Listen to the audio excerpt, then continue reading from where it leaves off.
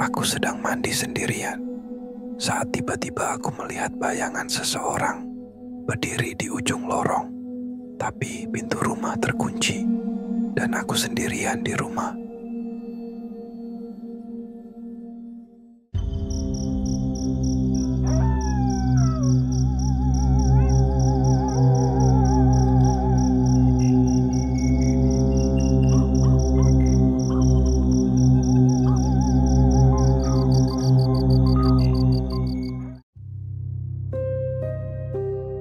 Hari itu malam minggu, orang tuaku sedang pergi menghadiri acara makan malam keluarga besar. Dan aku, Kevin, memilih tinggal di rumah karena ada tugas sekolah yang harus kuselesaikan. Rumah kami berada di pinggir kota kecil yang tenang, dikelilingi pohon-pohon tinggi. Jam menunjukkan pukul 9 malam saat aku akhirnya menyelesaikan tugas terakhir.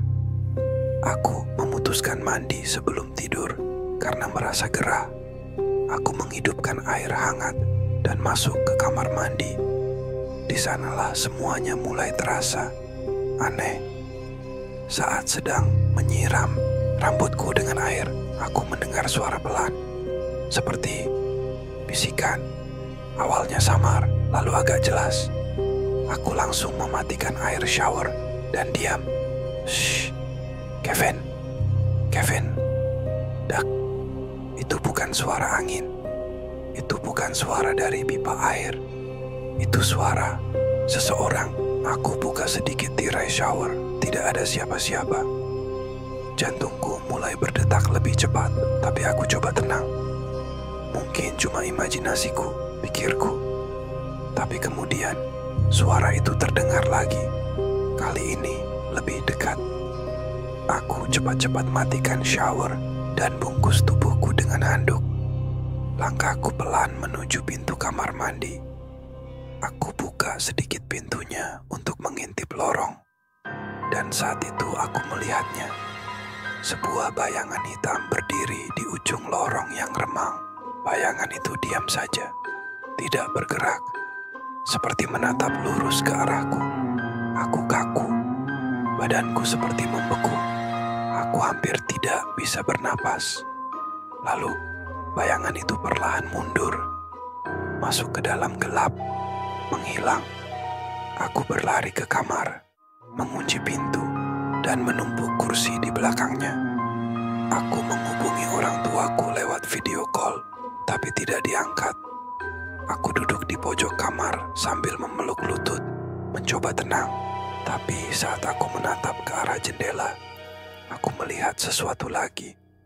Bayangan itu sekarang berdiri di luar jendela meskipun kamarku di lantai 2. Aku tarik selimut dan menangis ketakutan.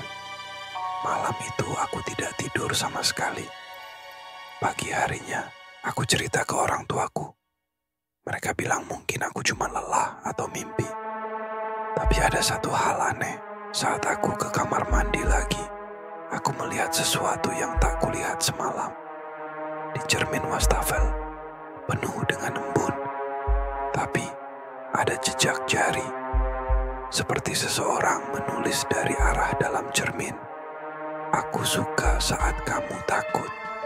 Beberapa hari kemudian, aku dengar kabar dari tetangga sebelah. Dulu, rumah ini pernah kosong selama 5 tahun. Pemilik sebelumnya, anak remajanya meninggal karena terkunci di kamar mandi selama badai. Ia panik, lalu terjatuh, dan kepalanya terbentur bathtub.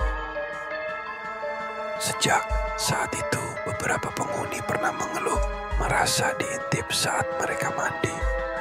Sekarang, setiap kali aku masuk kamar mandi, aku selalu pastikan semua pintu terkunci. Dan aku tidak pernah lagi mandi di malam hari. Karena kadang yang mengintip itu bukan orang asing, tapi seseorang yang tidak pernah benar-benar pergi.